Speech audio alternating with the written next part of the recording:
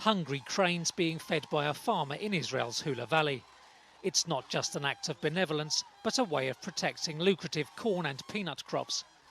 The valley is a natural stopover point on the birds' historical migration route between Europe and North Africa. But farmers like Zamir Kami say several years ago the cranes began to outstay their welcome.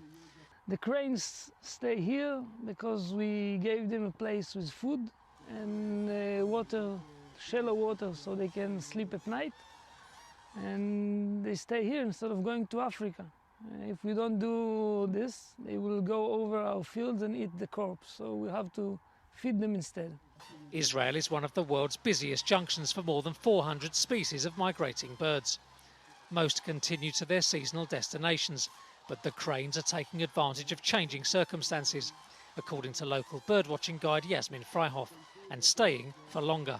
The reason that the cranes are staying here all over the winter is because that in the 90s we changed all the agriculture here, and they moved from mostly growing cotton to grow corn and peanuts.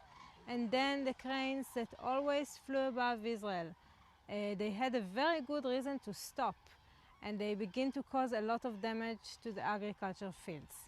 So in order to protect their crops, the farmers joined forces with environmentalists and the Agamon Hula Ornithology and Nature Park to set up the Crane Project.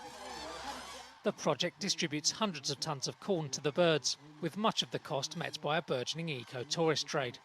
Birdwatchers who come to see various crane species, some endangered.